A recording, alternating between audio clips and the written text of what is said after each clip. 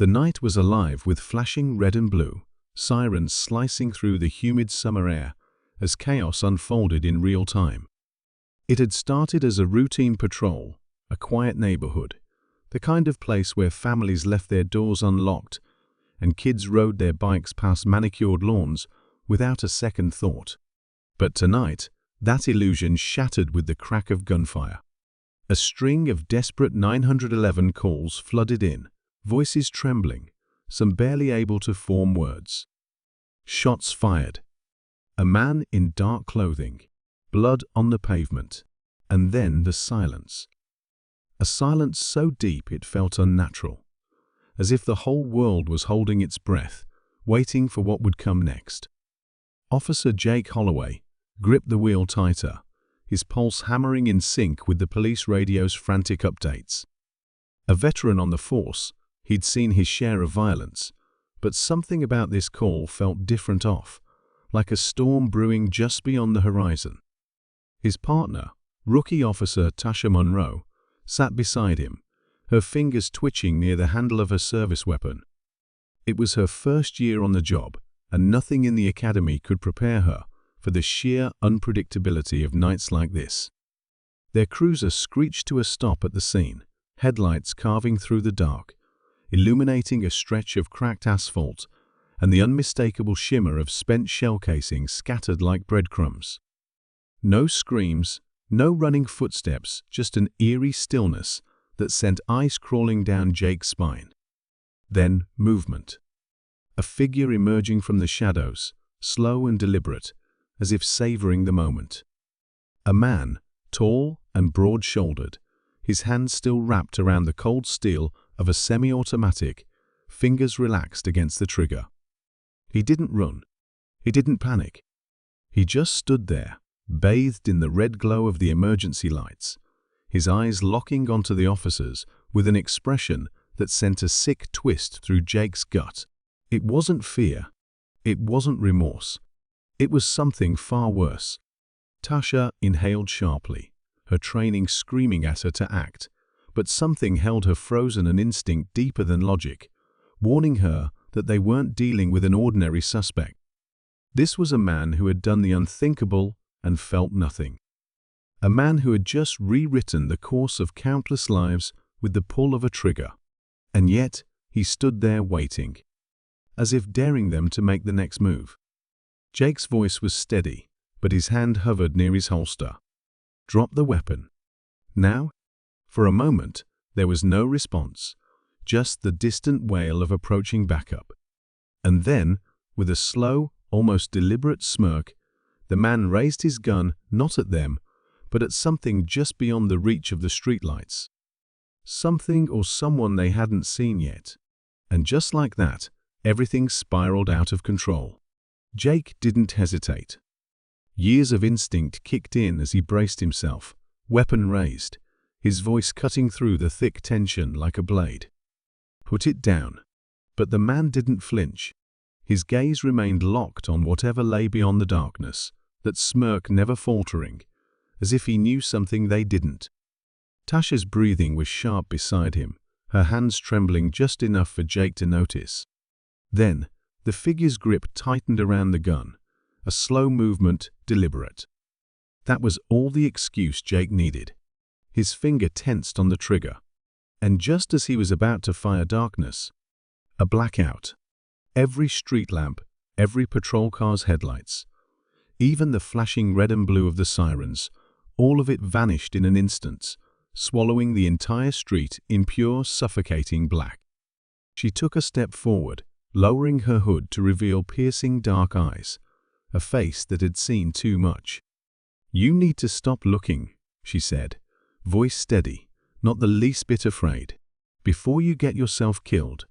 Jake stiffened. Looking for what? Her lips pressed together, her gaze flicking back toward the crime scene, then settling on him again. "You think this is the first time he's done this?" she asked, voice barely above a whisper. Something cold slithered down Jake's spine. "What do you mean?" She exhaled, the weight of something heavy pressing against her expression. Then, she reached into her jacket, pulling out something small, folded, creased at the edges from years of handling. A photograph. She held it out. "This isn't just a crime scene, Officer Holloway," she murmured. "It's a pattern." Jake took the picture, unfolding it carefully. The moment he saw what was on it, his breath hitched. It wasn't from tonight. The lighting was off, the clothing old, the setting just different enough. But the man at the center of it, the smirking figure, the same cold, detached stare, was the exact same one who had vanished into thin air just minutes ago. Only this picture was dated 10 years earlier.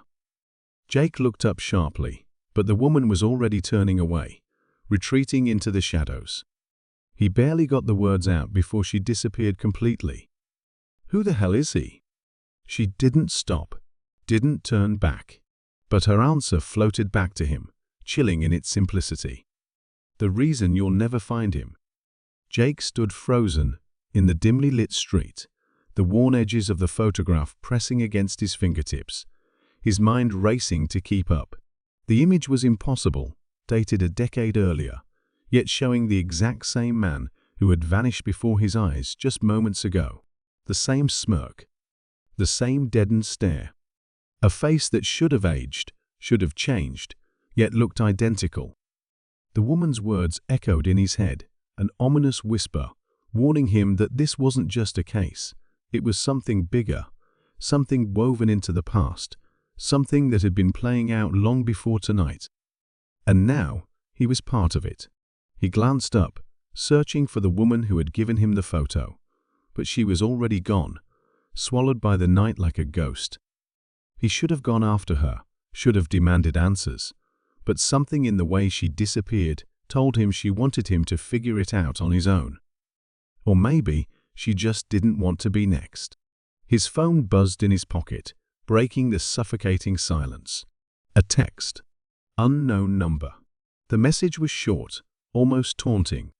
"Stop now, before you get buried in it." A cold dread tightened in his chest as he turned back toward the flashing police lights in the distance. Someone knew he was digging too deep already.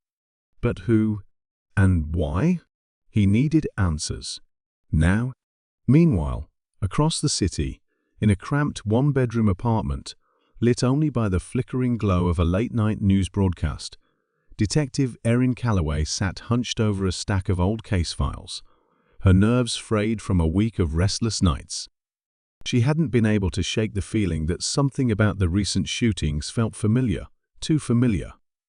The patterns, the crime scenes, she had seen them before, but every time she got close to connecting the dots, the details blurred, like someone had gone out of their way to make sure no one ever saw the whole picture. She reached for her coffee, now cold and bitter, just as her phone lit up with a new message. She almost ignored it until she saw the sender. Jake Holloway. They hadn't spoken in years, not since things had fallen apart between them, but the moment she read his text, any lingering resentment disappeared. "We need to talk." Now? She barely had time to process it before another notification appeared, this time from an unknown number. A single attachment. No message, no explanation, just an old photograph. The same photograph Jake was holding miles away. The same man, the same unchanging face. Her pulse stuttered as she stared at it, something primal in her gut screaming that she had just stepped into something far worse than she ever could have imagined. Then, a sound.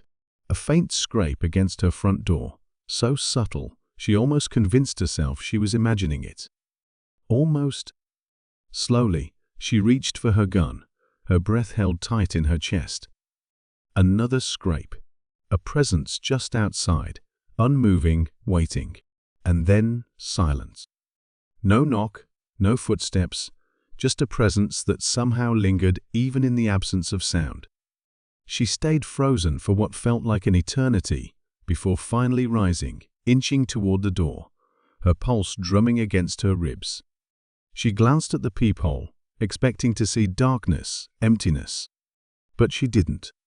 Instead, she saw an envelope, neatly placed in front of her door, as if left by an invisible hand.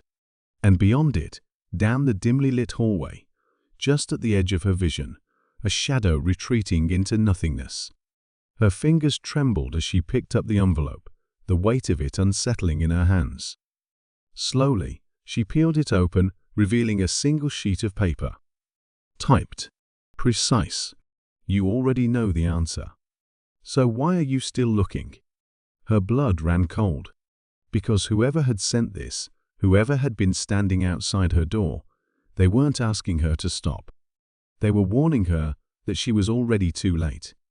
Jake's hands tightened around the photograph as he paced his dimly lit apartment, every shadow stretching too long, every creak in the floorboards making his pulse jump. He wasn't paranoid, not yet, but the unease had settled in his bones, heavy and unshakable. The text from the unknown number kept flashing in his mind, the warning clear, the intent chilling. Stop now, before you get buried in it. Someone knew he was asking the wrong questions. Someone was watching. He had been a cop long enough to know that warnings like these weren't just empty threats. They were the kind of thing that came right before something or someone vanished. He thought about calling Tasha, about pulling her into this, but something in his gut told him to wait.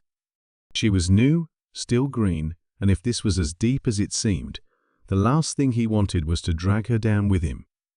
Instead, he picked up his phone and called Erin. It rang twice before she picked up. Jake? Her voice was tight, like she'd been holding her breath. I got something, he said, forcing his voice to stay level. Something I need you to see. There was a hesitation, a static, thick pause on the other end. Then, in a voice barely above a whisper, she said, I got it too. His grip tightened. The photo? And a message, she said. And something in the way she said it made his stomach twist. Someone was here, Jake. At my door. Left me a note. A chill settled over him. This wasn't just a warning anymore. This was personal. Whoever was behind this wasn't just keeping an eye on them, they were close. Closer than he had thought. He exhaled sharply, his mind already racing through the possibilities. Pack a bag, he said. We meet in an hour. The drive to their meeting spot was suffocatingly silent. Every pair of headlights in his rear view felt like a pair of watching eyes. Every intersection felt like a potential ambush. He checked his mirrors more times than he cared to admit, but nothing seemed out of place. Still, the feeling of being followed never faded. It clung to him, an invisible weight pressing against his shoulders, making his fingers itch near his holster. He knew this wasn't just his nerves. Someone was out there, waiting. When he finally pulled into the parking lot of an all-night diner on the outskirts of the city, Erin was already there, sitting in her car, eyes scanning the lot like she was thinking the same thing he was.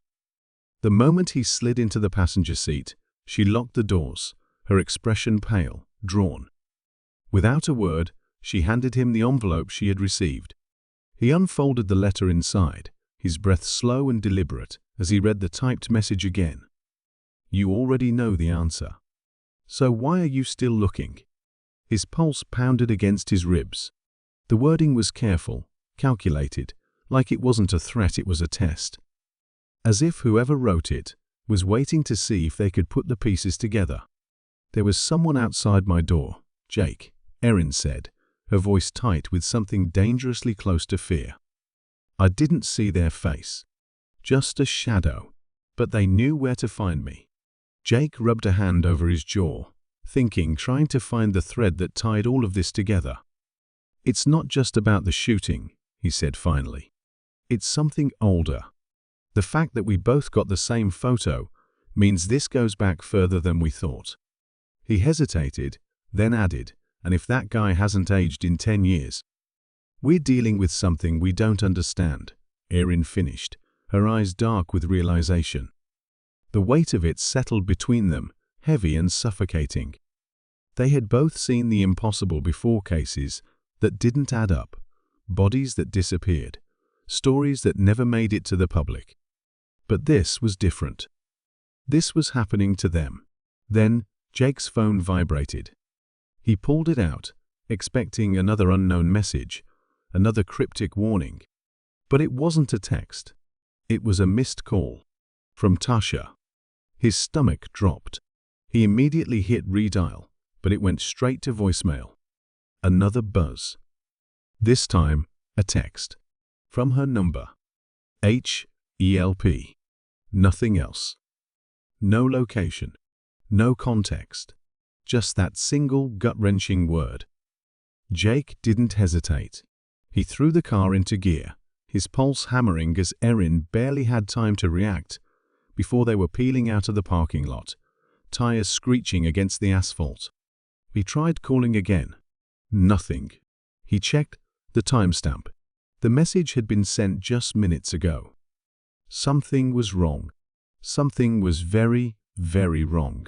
And as they raced through the empty streets, the only thing he could think about was the photo sitting on the dashboard, the same face, the same smirk, staring back at him like it knew exactly what was coming next. The city lights blurred as Jake sped through the empty streets, his fingers clenched around the wheel, every nerve in his body screaming that he was already too late. Erin sat rigid beside him, her jaw tight, her phone in her lap as she scrolled through Tasha's last known location. But there was nothing. No pings. No signal. It was like she had disappeared into thin air, the same way the suspect had. The same way every lead in this case seemed to unravel the second they got too close.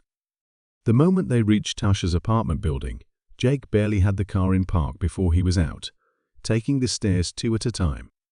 The door to her unit was slightly ajar, the lock busted, the wood splintered where the bolt had been forced open. His gun was in his hand before he even registered pulling it. Erin followed close behind, her breath steady despite the tension coiling in the air. The place was trashed. Furniture overturned, drawers ripped open, papers scattered across the floor like a storm had torn through the room. But it wasn't random. Jake had seen break-ins before this wasn't one. Someone had been looking for something, and they had been careful not to leave behind any real trace of themselves. Then he saw it.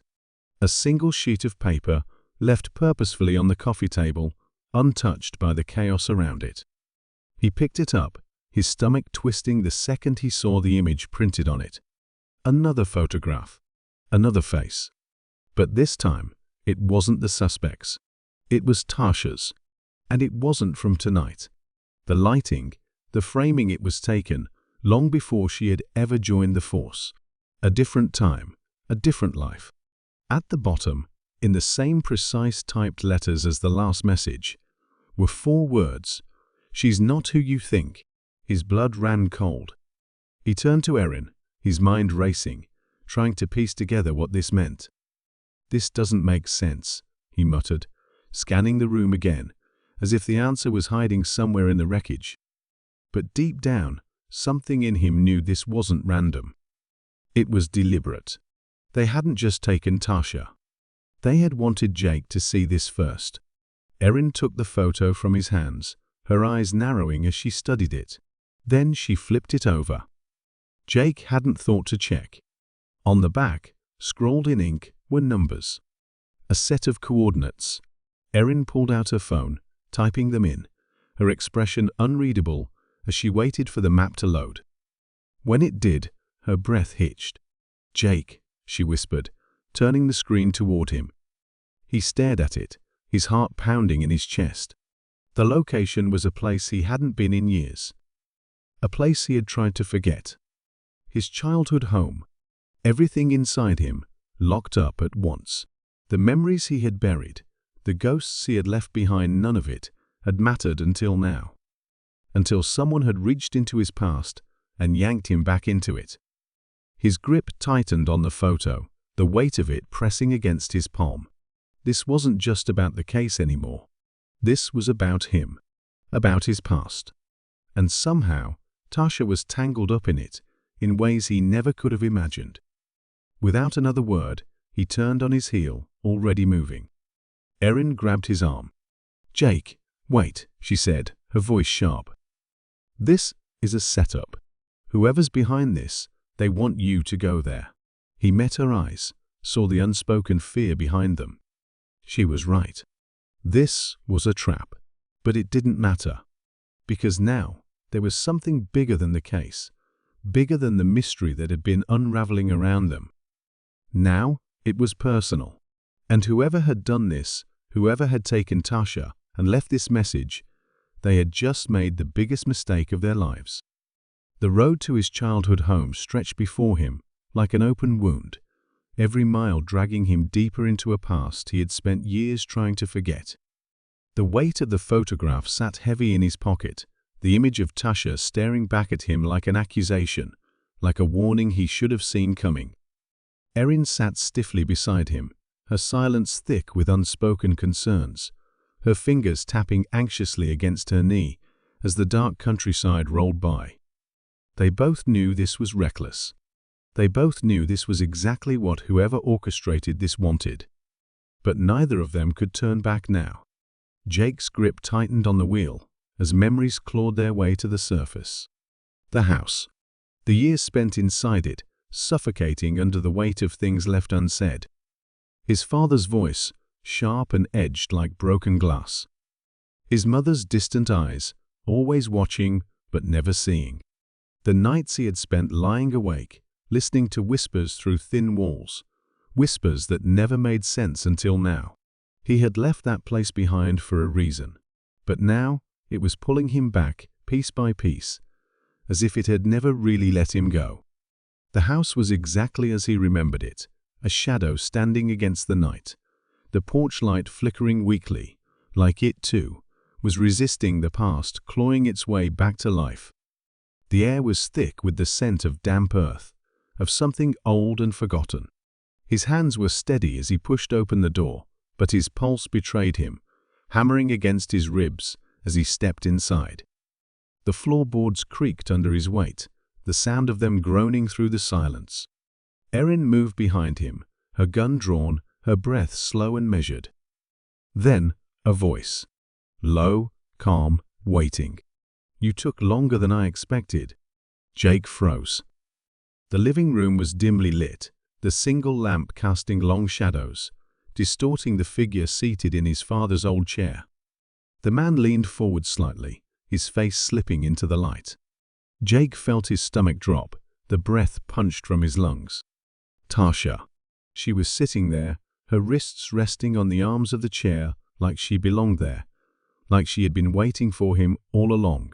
No signs of struggle, no fear in her expression. Just that same steady look, the one that had always been impossible to read. She was wearing the same clothes from earlier, not a scratch on her. Jake's hand hovered near his holster. "You need to start talking. Now." Tasha let out a small breath, like she was bracing herself for what was coming. "Jake," she said, her voice softer than he expected. "Put the gun down. You don't understand what's happening." Erin stepped forward, her own weapon still raised. "We understand just fine," she said, her tone sharp as a blade. "You lied to us." Tasha's gaze flicked toward Erin, unreadable. "I never lied," she said simply. "You just never asked the right questions." Jake's patience snapped. "Enough," he bit out. "Who are you? Who is he?" He pulled the photograph from his pocket, the one that had set all of this in motion, and threw it onto the coffee table. The man's ageless face stared up at them, mocking, untouched by time. "Because this isn't just a case, is it? This is bigger. It's always been bigger." Tasha hesitated. Just for a second. But it was enough. Then she sighed, leaning forward, her elbows on her knees. "There are things I can't tell you," she said. "Things you don't want to know." Her gaze locked onto Jake's, and for the first time, there was something real in them. Regret. Maybe even guilt. But you're already in it now, and there's no turning back. Jake clenched his fists, every part of him screaming that this was wrong, that this was impossible. "Then tell me why I found your picture in a place it shouldn't be," he said, his voice low, dangerous. "Why someone warned me that you aren't who I think you are." Tasha exhaled sharply, looking away. Then, after a long silence, she spoke. "Because I was never supposed to be here," she admitted. "Because the man in that photo, he's the reason I exist." Jake felt the room tilt, his brain scrambling to keep up. Erin's breath hitched. "What the hell does that mean?" Tasha met Jake's gaze again, and this time, there was no more hesitation. "It means," she said, her voice steady, "that everything you thought you knew about your past, about why you became a cop, about why you were chosen for this case, it was never an accident." The words settled like lead in Jake's chest. Tasha leaned back, her hands resting on the arms of the chair, her expression unreadable. Then she spoke the words that shattered everything. "You were never investigating him, Jake." She paused, letting the weight of it sink in. "You were following in his footsteps."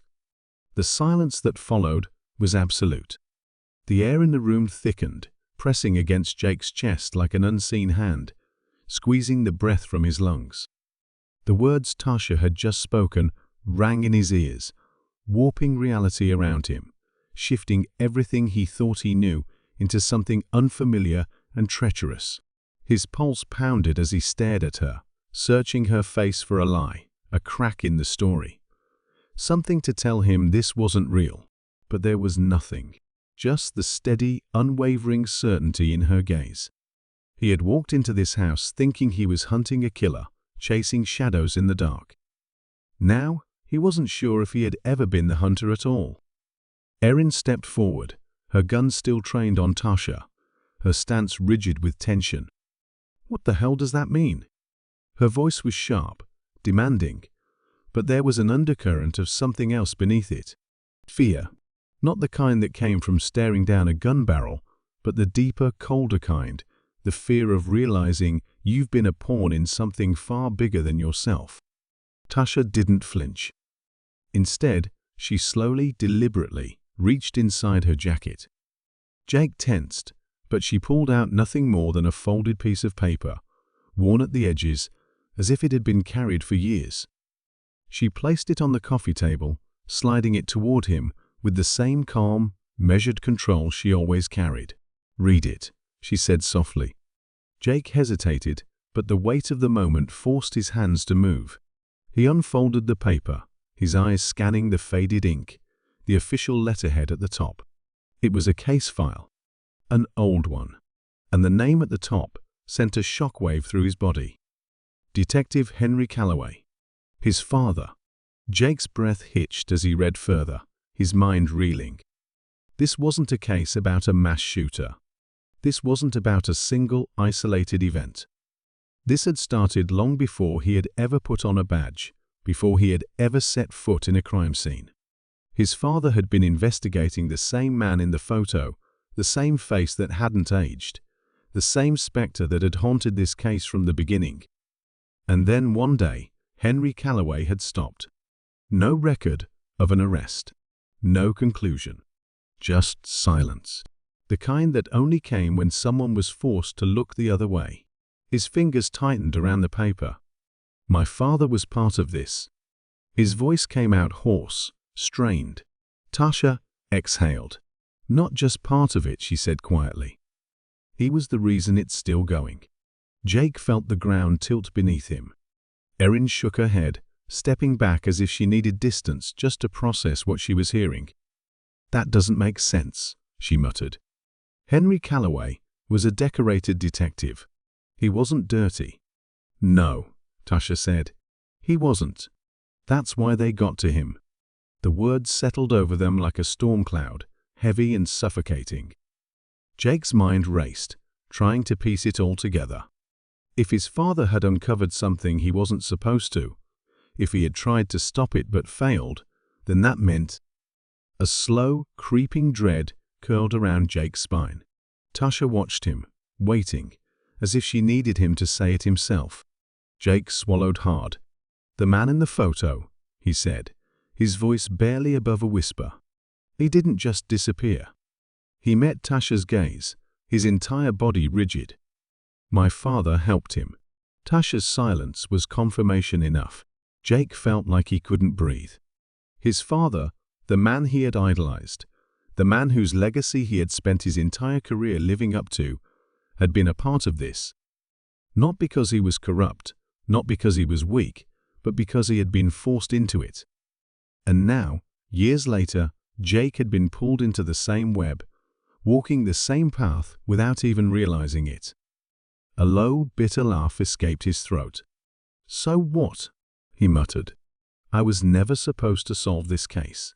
This was just some sick game to see if I'd follow the same road." Tasha didn't answer right away.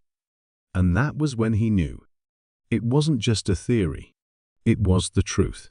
Erin's voice was unsteady now. "Who set this up?" she asked, her gun still up, but the certainty behind it wavering. "Who's pulling the strings?" Tasha inhaled deeply, and for the first time, Jake saw something close to hesitation in her expression. But then, she said it. "The department." The word hit like a gunshot. Jake blinked. "What?" Tasha held his gaze. "Not everyone," she clarified. "Not the officers you work with, but higher up. The kind of people whose names you don't see in public records. The kind of people who make sure cases like this stay buried." She glanced toward the case file, still clenched in his hands. "Your father was given an ultimatum, Jake. Stop digging or lose everything. He chose to walk away. And now, they want to know if you'll do the same." Silence stretched between them, thick and unbearable. Then, before Jake could process the weight of it all, Erin's phone buzzed. She pulled it out, frowning.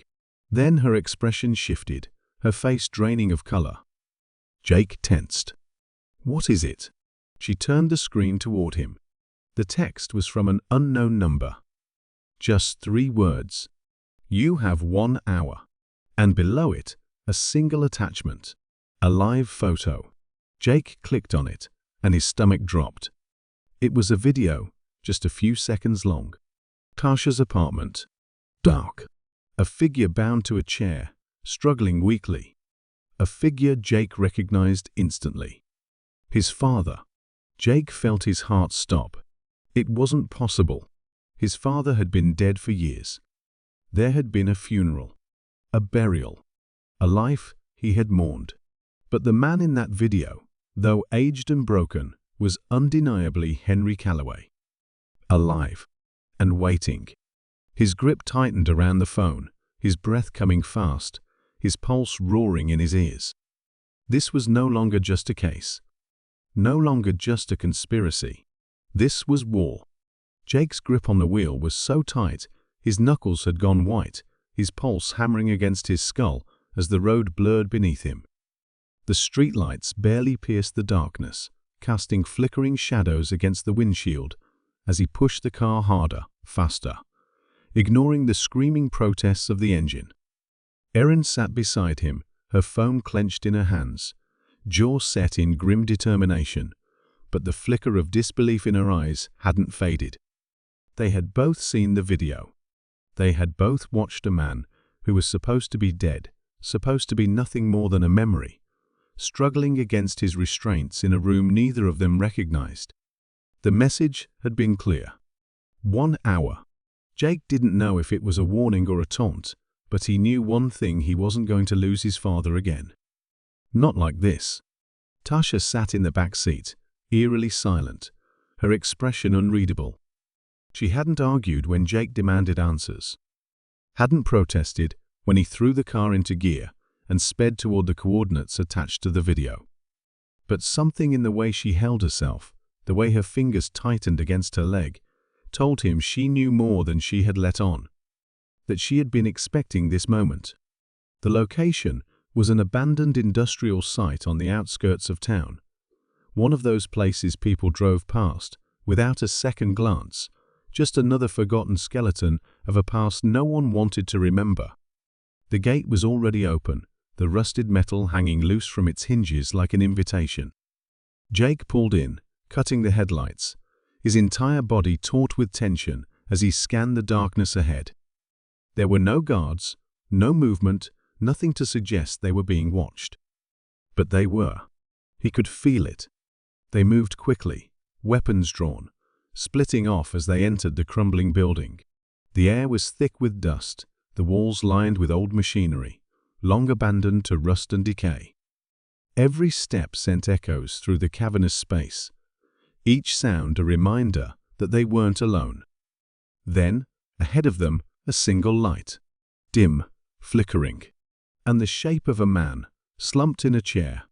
Jake moved before he could think, his instincts overriding caution, closing the distance in seconds. His father's head was bowed, his wrists bound, his breathing shallow but steady. Jake dropped to his knees, hands shaking as he reached for him. "Dad," he rasped. "It's me. I'm here."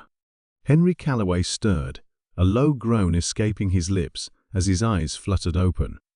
They were unfocused at first, clouded with pain and exhaustion. But then they found Jake, and a flicker of something sharper, something desperate, passed through them. His fingers twitched against the rope. His mouth parted. A whisper. "No." A metallic click echoed through the silence. Jake barely had time to react before the gunshot rang out. The bullet struck just inches from his head, sending debris flying as he instinctively threw himself to the ground, shielding his father as he reached for his weapon. Erin had already spun around, firing toward the shadows where the shot had come from, but the echo made it impossible to tell how many there were. A second shot, then a third, ricocheted through the space, forcing them into cover behind the rusted machinery. And then a voice. Calm, amused, familiar. "You really couldn't leave it alone, could you?" Jake froze. His blood turned to ice. Captain Holloway. The realization hit like a sledgehammer. His captain, his mentor, the man who had guided him through his career, the man who had assigned him this case, who had pushed him down this path, and he was standing in the doorway, gun in hand, watching them with something between disappointment and satisfaction. "Jake," Holloway sighed, "you really are your father's son." Jake's jaw clenched, his grip tightening around his weapon. "You did this," he growled. "You set this up. From the beginning." Holloway tilted his head, considering. "Not all of it," he admitted. "But enough. Enough to make sure you would follow the trail. Enough to see if you'd make the same choice your father did." His gaze flickered to Henry, still bound to the chair, then back to Jake. "You should have walked away." Jake felt rage coil deep in his chest. "Why?" he demanded. "What the hell is this about?" Holloway exhaled, as if disappointed by the question. "Control," he said simply. "Survival. You think justice runs this city? You think the badge means something? It doesn't. It's a tool, just like your father was. Just like you were supposed to be." The words slammed into Jake like a gut punch. "You used me," he said, voice low and shaking with fury. Holloway smiled. "I tested you, and you failed." Then, before Jake could move, Holloway shifted his aim not at him, not at Erin, but at Henry. Jake barely had time to think. He moved on instinct, lunging forward, his own gun already rising. The shot rang out just as his fingers squeezed the trigger. The world exploded in motion. Holloway staggered, a look of shock flashing across his face, as blood bloomed across his chest. He stumbled back, his gun slipping from his grasp, his body collapsing to the ground. Jake's own breath came in ragged gasps, his hands shaking as he lowered his weapon. Silence filled the space. Then a ragged cough. Jake turned, panic clawing at his throat. His father was still slumped in the chair, but he was alive. Wounded, weak, but breathing. Erin was already at his side, cutting the ropes, her movements quick and steady. Jake exhaled, his entire body shaking. It was over. Or so he thought. A low chuckle echoed through the space. Jake's head snapped toward the sound. Holloway, bleeding out, his breath shallow, was laughing. Jake took a step closer, gun still raised, his entire body rigid. "What's so funny?" he demanded. Holloway lifted his gaze, his expression twisted with something that wasn't quite amusement. "You still don't get it," he rasped. "You think this ends with me?" He coughed, blood staining his lips. "You just made yourself a bigger target than you ever were before." Jake's stomach twisted. Erin was already calling for backup, already stabilizing his father. But Jake barely heard any of it. Because Holloway had been right. This wasn't over. It was just beginning. The morning light crept through the cracks in the blinds, casting long shadows across the hospital room. The beeping of the heart monitor was steady, rhythmic, a quiet reminder that Henry Calloway was still here, still breathing, still alive. Jake sat beside the bed, his fingers laced together, exhaustion weighing down every inch of his body. The adrenaline had long since burned away, leaving behind nothing but raw nerves and the lingering ache of everything he had lost, everything he had uncovered. His father, the man he had spent his entire life mourning, was real, tangible, lying just inches away. But the years had not been kind. The bruises, the scars, the hollow look in his eyes when he had finally come to those, were things time could never erase. Erin stood by the window, arms crossed, her own exhaustion visible in the tightness of her shoulders. They had given their statements, watched as Holloway's body was taken away, listened as the department scrambled to make sense of what had happened. There would be an official investigation. There would be hearings, reports, carefully worded press releases. But Jake knew the truth. The real truth wouldn't be found in any report. The real truth would remain buried, just as it always had. Because Holloway hadn't been lying when he said this was bigger than him. He had been a piece of something vast, something unseen, something that didn't die just because one man fell. Jake leaned back in his chair, rubbing a hand over his face. His father's breathing was steady now, but his words from earlier still rang in Jake's head, each one a piece of a puzzle that had no clear solution.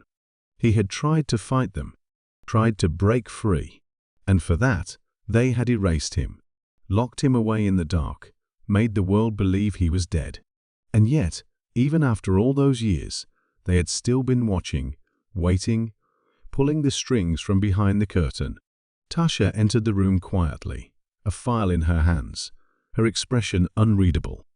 She set it on the small table beside the bed, glancing at Henry before meeting Jake's gaze. "It's not over," she said, her voice low but certain. "They're already working to control the narrative. Holloway will take the fall, but the people above him? They'll keep moving, keep covering their tracks." She exhaled, shaking her head. "We barely scratched the surface." Jake nodded, unsurprised. He had known this wouldn't end with a single gunshot. The corruption that ran through the department, through the city, was older than any of them. It had survived longer than he had been alive. It wasn't something that could be dismantled in a single night. But that didn't mean he was going to walk away. Not now. Not after everything. Erin turned from the window, her expression unreadable. "So what do we do?" she asked. "We can't go public. Not without proof. Not without backup." Tasha studied them both for a long moment, then nodded toward the file. "This is everything I have," she said. "Not just on Holloway. On all of them. Names, accounts, records. It's not enough to take them down, but it's a start." Jake reached for the file, flipping it open. Pages of documents, handwritten notes, surveillance photos, dates, and locations, pieces of a much larger puzzle. His pulse quickened as he scanned them, recognizing some of the names, realizing just how deep this went. Holloway had been powerful, but he had been far from the top. And now, those people knew Jake's name. Knew he wasn't going to stop looking. For the first time since this all began, he felt something shift inside him. Not fear, not anger, resolve. He closed the file and met Tasha's gaze. "Then we start digging." She nodded. Erin exhaled, shaking her head, with a tired but knowing smirk. Of course we do. The weight of the moment settled between them. They had survived the night, but survival wasn't victory. Survival was just the beginning. There would be consequences, retaliation, more secrets, more cover-ups. The people who had orchestrated this weren't done with them yet. But they weren't done either. Jake looked at his father, still unconscious but alive. A man who had spent years in the dark, a man who had been forced to make an impossible choice. A man Jake refused to become. He reached out, gripping Henry's hand firmly, feeling the warmth of his skin, the slight twitch of his fingers in response. He wasn't walking away. Not now. Not ever. And somewhere, far beyond the hospital walls, in offices and boardrooms filled with men who had built their power on silence and control, someone was watching, waiting, because the game wasn't over. It had only just begun.